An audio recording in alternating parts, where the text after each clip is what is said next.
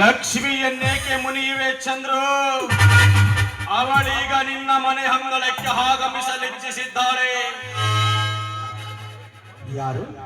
ನಾಗರಾಜರೇ, ಬನ್ನಿ. ಕಮಲ, ಕಂಬಳಿಯಾದರು ತಾರಮ್ಮ. ಇರಲಿ ಬಿಡು ಚಂದ್ರು.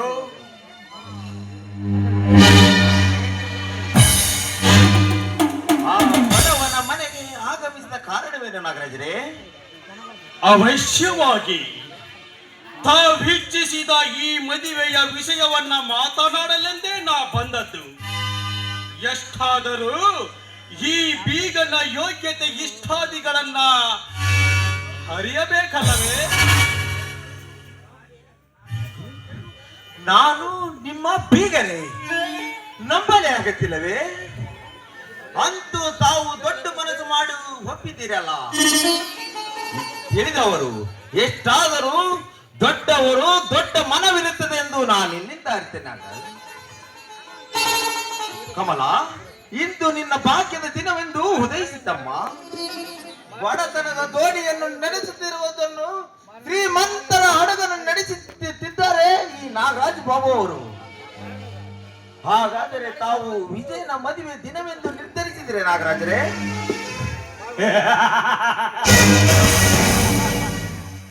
ಮನಸ್ಸಿಗೆ ಬಂದ ಕ್ಷಣ, ಮುಹೂರ್ತ ಕೂಡಿದ ಕ್ಷಣ.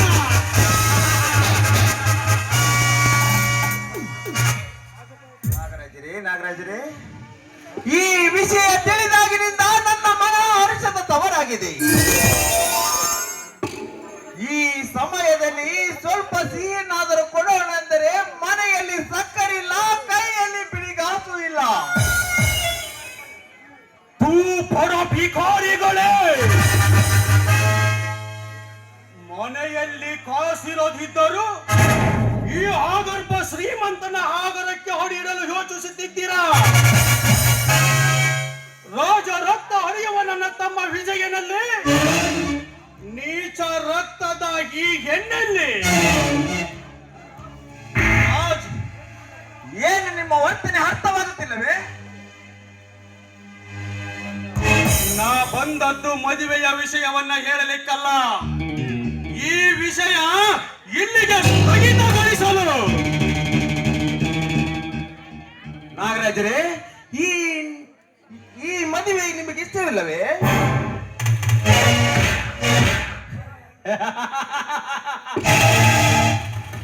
ಬಡ ಬಂಡಿಯ ಚಕ್ರವನ್ನು ಈ ಕುಬೇರನ ರಥಕ್ಕೆ ಜೋಡಿಸಿದರೆ ಅದು ಸರಿಯಾಗಿ ಚಲಿಸಿತೆ ಚಂದ್ರು.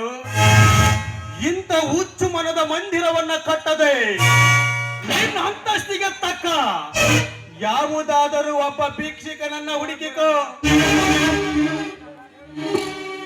ಬೇಡಿ ನಾಗರಾಜ್, ದಯವಿಟ್ಟು ಹಾಗೆಲ್ಲ ಬೇಡಿ. ಒಂದಾದ ಮುಕ್ತ ಮನೆಗಳ ಏನಾದ ಮಾಂಗಲ್ಯ ಕಾರ್ಯ ನಡೆಸಿಕೊಡಿ.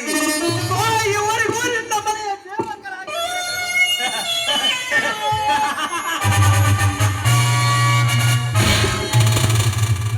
ಸರಿಯಾಗಿ ಹೇಳಿದೆ.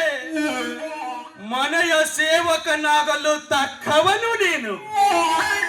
ಊಳಿಗದವಳಾಗಬೇಕಾದ ಈ ನಿನ್ನ ತಂಗಿ ಆಳುವವಳಾಗಲು ಸಾಧ್ಯವೇ? ಇರಲಿ, ನನ್ನ ತಮ್ಮ ವಿಜಯನೊಂದಿಗೆ ಚಕ್ಕಂದವಾಡಿದ ಈ ನಿನ್ನ ತಂಗಿಯ ಚಕ್ಕಂದದ ಬೆಲೆ ಎಷ್ಟು ಹೇಳು? ಸಾಕಷ್ಟು ಕೊಟ್ಟು ಬಿಡುವೆ. ಉರಿಯ ಬೆಲೆ ಕಟ್ಟಬಲ್ಲ ನಿನ್ನಂತ ಕಟಕನಿಗೇನು ಗೊತ್ತು? ಪ್ರೇಮದ ಬೆಲೆ. ಕೊಟ್ಟ ಮನೆ ಬೆಳಗುವ ಈ ಪ್ರೇಮ ಜ್ಯೋತಿ ನಿನ್ನ ಸರ್ವ ಸಂಪತ್ತಿಗಿನ ಹೆಚ್ಚು ಬೆಲೆ ಉಳ್ಳವಳು. ಗುಣದಲ್ಲಿ ಚಿನ್ನ, ರೂಪದಲ್ಲಿ ರಾಣಿ.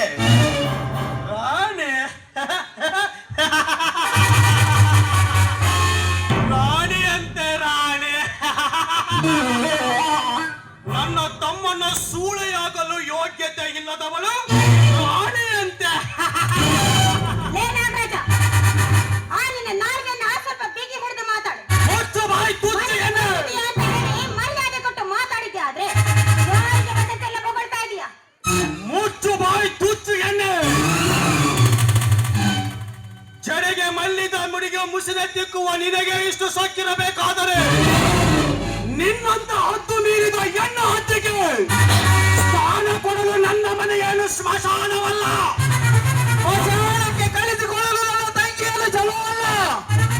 ನಾಗರಾಜ, ಎತ್ತಿಗೆ ಉಚ್ಚರಿಸಿದರೆ ಹಚ್ಚಿ ಎಂಬುದು ಇಲ್ಲಿಂದ ತೆರಳು ಆಚೆ.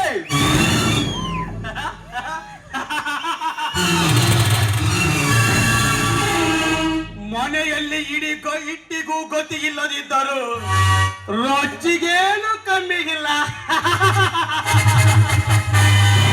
ಚಂದ್ರು, ಜಾಣನಂತೆ ವರ್ತಿಸಿದರೆ ನಾ ಕೊಡುವ ಈ 5 ಲಕ್ಷ ರೂಪಾಯಿಗಳೊಂದಿಗೆ ಯಾವುದಾದರೂ ಪಟ್ಟಣದಲ್ಲಿ ಸುಖವಾಗಿ ಜೀವನ ಸಾಗಿಸಬಹುದು. ಸ್ವಲ್ಪ ವಿಚಾರಿಸು.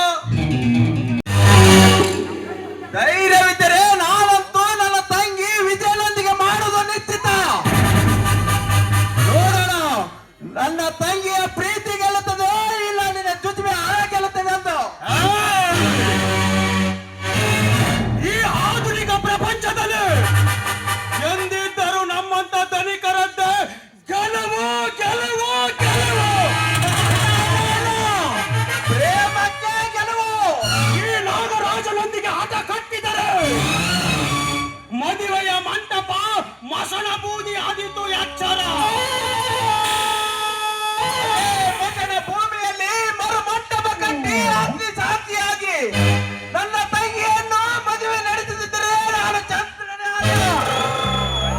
ನನ್ನ ಪ್ರತಿಜ್ಞೆಗೆ ವಿರೋಧವಾಗಿ ಈ ಮದುವೆ ನಡೆದಿದ್ದೆ. ಆದರೆ ಅದೇ ಅಗ್ನಿಯ ಕುಂಡದಲ್ಲಿ ಈ ನಿನ್ನ ದೇಹಕ್ಕೆ ರಕ್ತಾಭಿಷೇಕ ಮಾಡಿಸದಿದ್ದರೆ ನಾನು ನರ ಹಂತಕ ನಾಗರಾಜನೇ ಅಲ್ಲ.